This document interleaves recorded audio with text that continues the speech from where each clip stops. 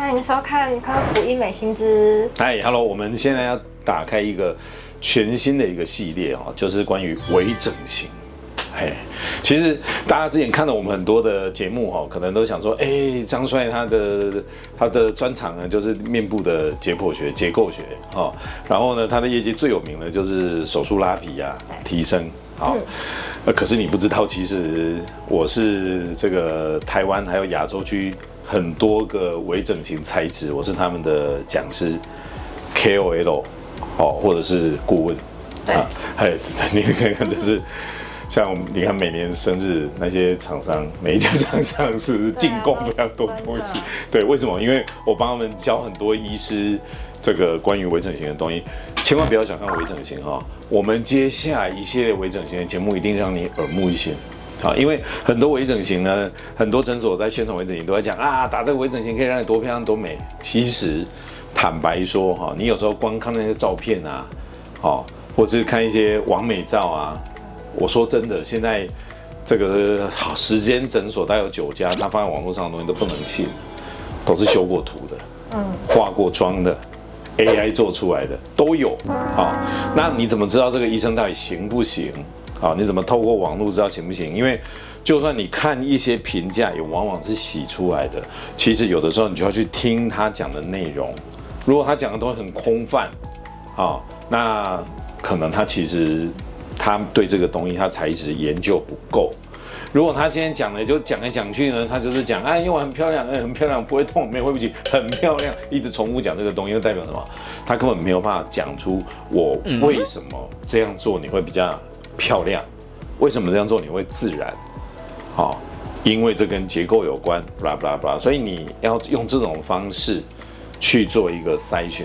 所以有時候我都在說，我們在變美，在變年輕的過程中，你自己要做一些功課。我接下來要開始幫大家在微整形做一系列功課。所以今天微整形第一集，我帶給大家的第一個題目就是膠原蛋白增生劑。身為解剖美學的奠基者，我始終堅持解剖分層為基礎，結構力學來設計，安全優先是原則。因為沒效才是最貴，想做要找專業。好，那什麼叫膠原蛋白增生劑呢？它跟我們傳統的填充物不一樣。膠原蛋白增生劑就是說，我打這個材質進去以後呢，它不是靠自己的體積填充，它會刺激你的組織增生膠原蛋白。那什麼東西細胞可以增生膠原蛋白呢？叫做纖維母細胞。那這些材質它就是透過不同的機制，讓活化你的纖維母細胞。它纖維母細胞就像是膠原蛋白的工廠。你是膠原蛋白工厂。我今天打一個東西進去，又要然後你就開始吐膠原蛋白出來，這叫做膠原蛋白增生劑。所以我們接下來看，這些膠原蛋白增生劑，我們知道它打進去嘛，對不對？所以你打進去，你就會有2個效果出来。第一個效果叫做立即性的效果。什麼叫做立即性的效果？就是我這個東西打進去，它馬上就膨起來，這叫立即性的效果。那相對的就會有另外一個東西，就是延遲的增生效果，就是不是你這個打進去的東西它產生的體積而已它還會刺激你後面膠原蛋白再生。所以有2個效果，我們現在看第一個就是所謂的立即性的效果。那立即性的效果它是怎麼來的呢？其實這幾類的膠原蛋白增生劑，這個立即性的效果它取決於一個很大的東西，叫做載體凝膠。什麼叫做載體凝膠？像玻尿酸那種啊。其實就是類似這樣的道理，就是我們這些會刺激膠原蛋白的東西，它有的可能本來是粉，那有的呢可能呢它是做成凝膠一樣的東西。那它立即打進去的效果呢，其實呢，最主要靠的是這個把這些膠原蛋白增生劑溶解的東西，比如說這些用來當做載體最常見的一個材質叫 CMC。這個材質我怎麼從來沒聽過CMC 呢，其實它是一種助溶劑它可以把很多的物體呢把它溶解。你想想看，我剛剛說有些膠原蛋白增生劑，它本來是粉狀的。你看，比如說童颜針，就是聚左旋乳酸，它本來是粉狀的。比如說精量子，精量子是一種钙磷的化合物，它比較硬。比如說像伊蓮絲，它的材質叫 PCL，那這些它都是要靠 CMC 來做助溶劑。這個 CMC 這個東西其實不是只有在打針的，你知道你吃的很多食品裡面也有 CMC 這個東西，所以它廣泛的存在我們日常生活使用上。啊，這個 CMC 呢，它就是一個這些膠原蛋白增生劑的載體。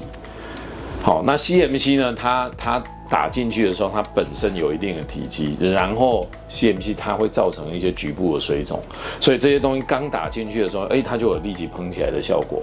那也有的膠原蛋白增生劑呢，它是利用玻尿酸來做一個溶解劑，所以剛打進去，你立即看到的效果就是最主要都是來自於這些載體。好，可是這些載體它有一個特色，這些載體呢，它其實吸收時間都很快。因為它只是幫你把這些粉啊這些東西呢，把它變成凝膠狀，你比較好推嘛。如果是粉，你推不進去嘛，你沒有辦法像打針一樣那樣推進去嘛。哦，那它推進去之後呢，這些載體呢，它就會慢慢被代謝掉。所以這些膠原蛋白增生劑，它立即性的效果，其實大部分呢，很多都是暫時的。難怪。難怪你現在知道，比如說你打完童顏針一開始好噴哦，然後後面幾天以後它就慢慢消了。像玻尿酸也是。是，然後或者是你今天打了像這個魔法針啊，你打進去以後，一開始很有用，那麼1個月以後呢，它先消，然後後面它才開始長。所以接下來講另外一個長期的效果，就是這些膠原蛋白增生劑呢，它後面呢會去刺激我們的纖維母細胞產生膠原蛋白。但是你知道膠原蛋白有分型嗎？不知道哈。你看，如果你自己臉上滿滿的膠原蛋白，然後不知道自己臉上膠原蛋白那麼多型，我們膠原蛋白分很多型，但你最重要要記住的是，我們這些膠原蛋白增生劑長出來的膠原蛋白，最主要分成第1型跟第3型。第1型跟第3型不一樣啊。第1型的膠原蛋白呢，它長出來呢是比較有彈性、比較韌的、比較 Q 的，但第3型的膠原蛋白長出來呢是比較柔軟的。好，所以有點不太一樣。好，這些所有膠原蛋白增生劑，我今天要介紹這幾個呢，它們都會刺激膠原蛋白。到底這些膠原蛋白增生劑有哪些東西？講了好多哇，好有學問哦。到底是什麼？好，我臉上打的是哪一個？我們來看膠原蛋白增生劑最主要目前分成這4大類。我們先看第1大類，這個用了非常久，已經超過25年啊，叫做聚左旋乳酸。全世界呢，聚左旋乳酸最有名的大概就是童顏針。好，就是 Sculptra 哈，是法國產的一個產品，好不好？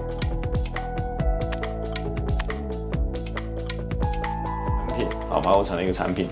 那這個童顏針呢，它裡面的這個載體最主要是來自於什麼？是來自於也是 CMC 一部分的 CMC， 但是它在這幾個產品裡面，它最特別的一點是，它呢我們在用的時候會用這個無菌的注射用水去泡它。所以基本上呢，它就是一個液態的液體的東西。它呢也是這幾個膠原蛋白的這個增生劑裡面呢產生出來膠原蛋白的量。同樣一支，如果我們通常都算同樣一支，你當然不能說我這個5支这個1支這樣去比啊。我們當然不能這樣比。我們講說，同樣你今天打1支的量，它應該是長的量最多的。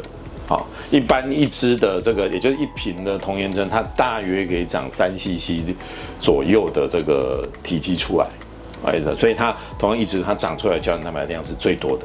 好，那它維持的時間也很久。那這個童顏針呢，它其實到現在25年來，它現在已經到第2代了。好，我們講真正的童顏針，以前我們常會聽到什麼2代、3代，那很多都是假的啦。真正的童顏針其實現在才到2代。它的效果又稍微更穩定一點。那因為它是液體的，它有一個非常大的好處。什麼好處？你猜猜看。比較好打。其實也不是，因為它是液體的，你就不用擔心它打到血管。對。所以你基本上你有聽過有人童顏針打到失明了嗎？沒有。打到中風了？沒有嘛。玻尿酸打到失明中風有聽過很多，超乎你想象中的多啊！光台灣每一年都有10幾個，只是你不知道而已。這樣玻尿酸的廠商會不會找我麻煩？有可能，小心點。其實是他講的，這是童顏針，好，大家一定都有聽過。那下一個就是所謂的羥基磷灰石鈣，哇，超有學問的，你不覺得嗎？你今天講了很多新的名詞。羥基磷灰石鈣就是所謂的精量詞。其實呢，在15年前的時候，又有人叫它微晶詞，它是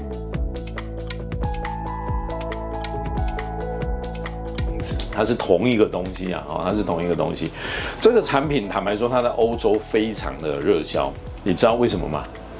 為什麼？你想要精釀子，你會想到什麼？材質比較硬挺。對，哇，超有學問的你。還有呢？就走這個。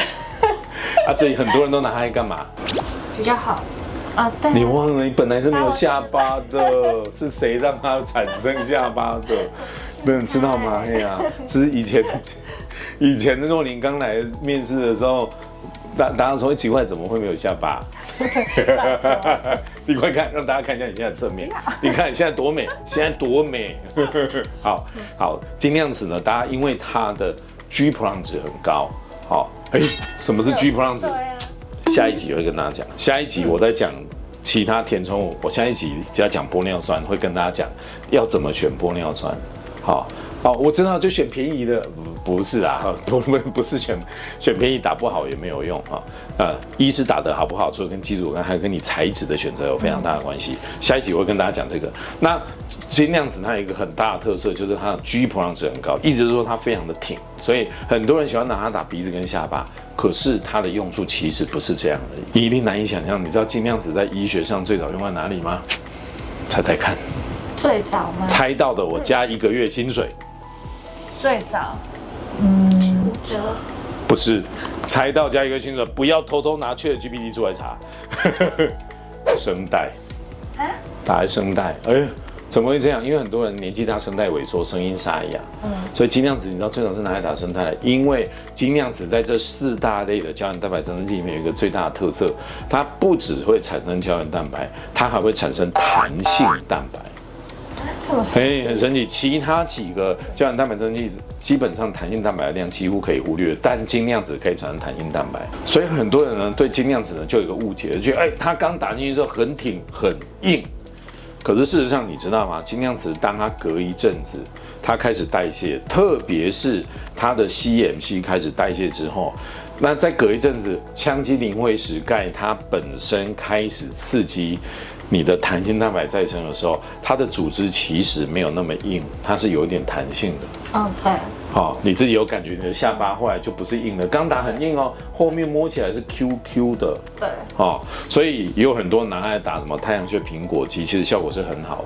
所以它有一個應用，你可能猜不到。所有材質裡面，你知道我們來打那個雞爪手，伸出你的手指來。你還好，你還年輕。像有時候年紀大的時候，這裡就很多皺紋。打雞爪手，材料最好的就是精釀子。好，其實我常常講一些業界的實話，所以常常被黑，甚至有廠商會來故意留我們壞的留言。但精釀子，你看我今天講你好話，你趕快幫我們開玩笑。我也是他們亞洲區的講師啊。當然，這個 Scotch 我是他們的 KOL 那個也是他們這個台灣用量前3大的醫師啊，所以這個但我講話很公平，我每一個都會說實話不用擔心。好，那這個精釀子呢，它用來打雞爪的時候會悶因為它會產生彈性蛋白。可是一定會有留言，可是我之前很久以前我鼻子打精釀子，後來變很硬，不是像你說軟軟的，怎麼會這個樣子？是不是殘留？其實那是因為其實你今天不管打什麼材質，我們的鼻子的皮膚很薄，除非你今天鼻子用的是這個像脂肪，你那個針常在那裡戳啊戳，其實它都會變硬。我告訴你一個秘密，你知道在古代沒有這些填充物的時候啊，在清朝末年的清宮裡面，那些貴妃要隆鼻怎麼用嗎？要不要讓朕告訴你一下？好啊。朕是光正的正，大家不要誤會，不然大家以為我在診所裡面開後宮。他們就是拿那個銀針，有沒有聽過古代那個中有銀針？然後在鼻子這樣戳啊戳啊戳，每天戳啊戳啊戳，那鼻子就慢慢變硬變挺。沒有填任何的東西因為那個針它本身戳啊戳，光戳，真的是這個樣子張醫師，你不是西醫嗎？你怎麼連這個都知道？難道朕博學多才要讓你知道嗎？這是真的，這是真的。他們那個銀針前面是6角形的，不是一般針灸用的針。它這樣來回戳就可以制造一些創傷面，然後讓裡面呢增生一些硬的纖維，然後鼻子就會挺。所以坦白說，你精釀子打鼻子會變硬，不能說都是精釀子的錯。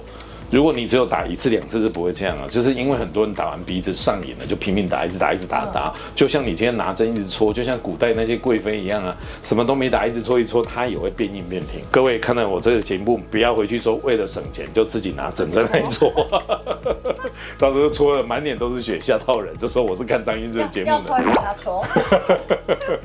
好，再來下一個產品呢 ，PCL 啊 ，PCL 這個材質呢，其實在醫學上用很久了。好，但坦白說 ，PCL 呢，它是一個很持久的材質。可是呢 ，PCL 它有一個相对的隱憂，就是它有時候代謝的時間比較不穩定。对。好，你這個對，到時候廠商有意見就找你了。沒有，都是他。你是不是看到很多來求診的，在其他地方打這個材質，然後來我們這裡清的？好，坦白說，這個材質好好運用呢，是挺好的。可是我覺得，坦白說，台灣現在很多人在打 PCL 這個材質都過量之後呢，沒有代謝完全，有的人過了6年、7年、8年都還在。哦，我覺得這個就是可能在施打的時候，有些診所為了銷售過量銷售，我就有聽過很多啊，你聽過？身邊朋友太多了，對不对？对啊，然後你看我們诊所在賣東西，常常都是1瓶2瓶在賣，很多地方會嫌怎麼那麼少？哎，對。劑量怎麼那麼少，跟其他診所不一樣？真的，一直強迫你要再多打，我都說不要啦，不要這樣。哎，真的，這個我常常，我有時候跟客人說，我现在在這邊叫你不要多打哦，多花了半個小時，其他診所這半個小時早就把你這幾萬塊都賺走了。我是為了你好啊，真的。而且很多診所動不動一打就是打個7支、10支、15、10幾支，那真的這個材質你一下打那麼多，其實很容易會有一個殘留的狀況。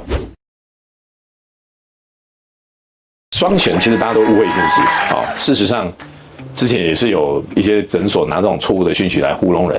你對雙旋的感覺是什麼？左旋加右旋大於左旋，是不是這樣？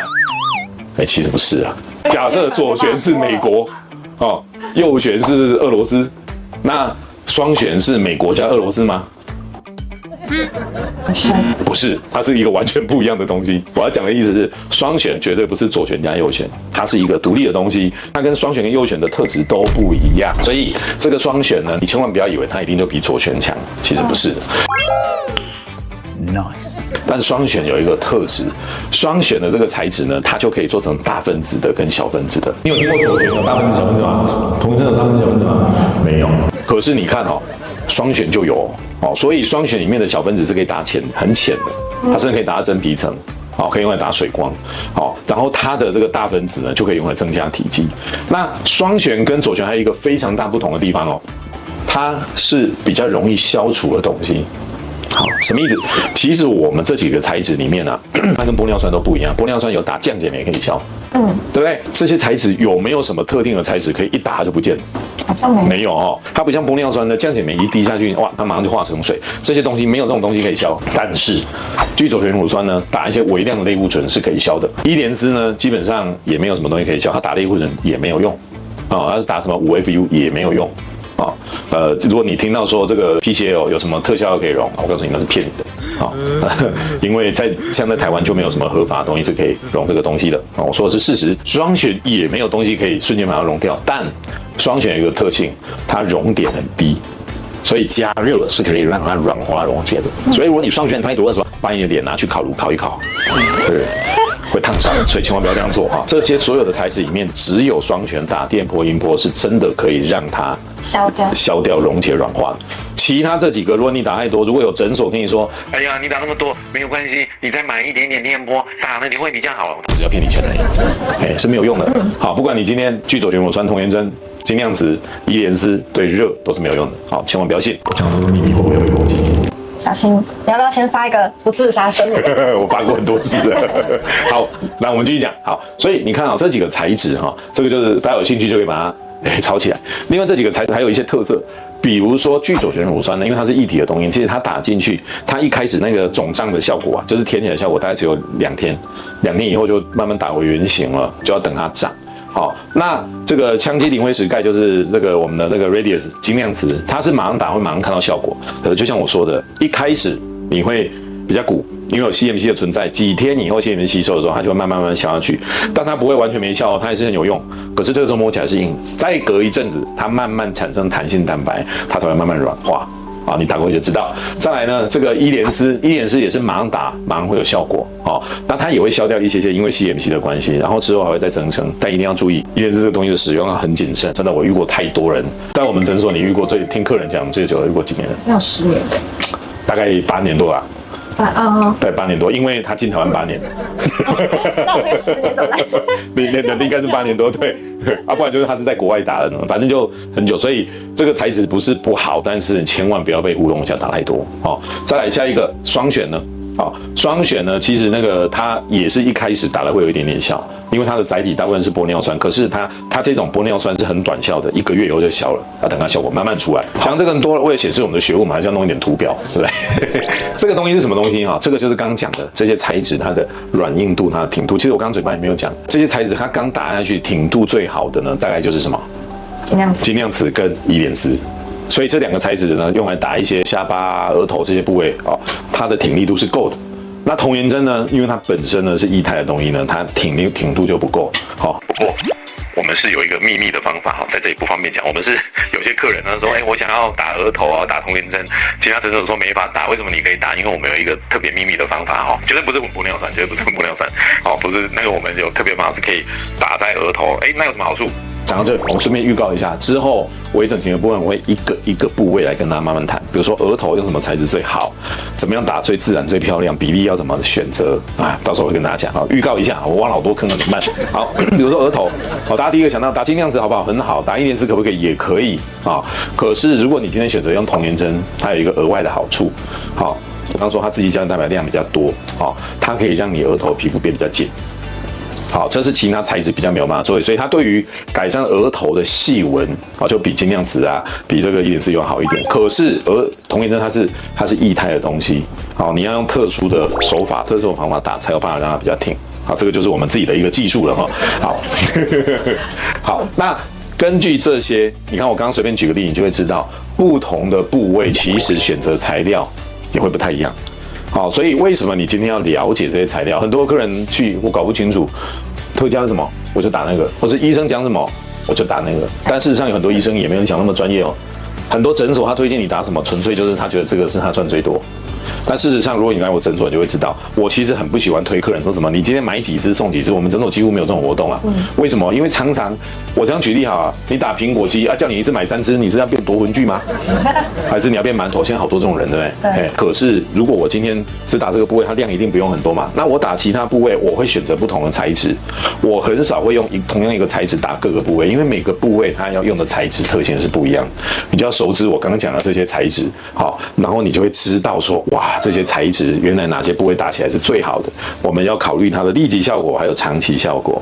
好，還有我剛剛講的這些，它的挺力度的問題，它增長的問題。好，那我們講了這麼多，大家一定要想知道幾個重點。如果你今天膠原蛋白增生的量，好，我們來看同樣一支來比較啊，膠原蛋白長得最多的量，好，大概第一個最多的是童顏針，再來是伊蓮絲，同樣一支的話，哈，再來呢就是我們剛剛講的雙旋，好，再來是精量瓷，好，可是精量瓷呢，它會產彈性蛋白，其他比較不會。好，但第二件事就是很少醫師跟你聊的材質的穩定度。我忘了是哪一家新聞媒體來問過我這個問題，就是問我在選擇材質是怎麼選的。好，那一支新聞媒體其實是那個時候那個法國童顏針，他們找了就是全台灣他們選出對業界影響力最大的10個人，就是微整界啊，我是其中一位。然後就有記者來問我說，前面的醫師可能都是跟你講啊，怎麼樣打比較好。我們是外科醫師，我常常在幫人家清裡面的東西。你看我今天早上的客人，我今天早上的手術的客人呢，他姐姐是4年前5年前給我開的，然後他妹妹今天來開，他來的時候臉，他不是太胖，是裡面打了奇怪的東西。好，然後呢，他1年多前呢就被騙去做假拉皮，就是劃一刀切個皮，一點效都沒有，那2坨還在那。我今天一打開來裡面，流出了一堆很怪異的材質，有一點像膿，有一點像凝膠，他說這個東西在他臉上已經10多年了，所以他絕對不是玻尿酸，它是一些奇怪的東西。好，錄影給他看，錄影給他姐姐看，那就是打了怪東西，有問題的東西。所以我常常在做什麼？我常常在收尾，所以我更在意一件事，就是長期穩定度，不要讓今天的微整成為你明日的負擔。聽起來好像是什麼什麼康貝特還是什麼東西，但你知道嗎？我們在收尾的人，我們就常發現，真的很多人臉上有怪東西耶。你那時候還沒來，我還曾經在人家的臉上拿出過機油機油不是Chicken Oil啊，是摩托車的機油，真的。那一天我開刀的時候，一打開的時候，那個開刀房裡面都是像修摩托車的時候那個怪味道，你難以置信。然後我還趕快叫護士說，他家屬們在外面，趕快叫他進來。我先問他敢不敢，他敢看。我說他進來，一进來他就皺着眉頭，我說你是不是聞到怪味道？我說對，你們開刀房怎麼這樣？我說他是從你姐姐的臉上跑出來的，他嚇一跳，因為他的姐臉上長期都有不正常的水腫。都 puppy face 長期就是很怪，那种看起來你一看就知道他臉是不正常的東西，但他一直以為他可能只是打一些過期玻尿酸什麼，他万萬沒有想到是類似機油的東西，非常可怕。你難以置信，對不对？真的還是有很多無良的。我到現在都還，因為他住在那個中心新村，我還記得他住在哪裡。那所以我就覺得怎麼會有這種怪事情啊？然後他問他在哪裡打的，他是在台中，還是他說是在診所裡面打的？怎麼會有這種事情？是不是很奇怪？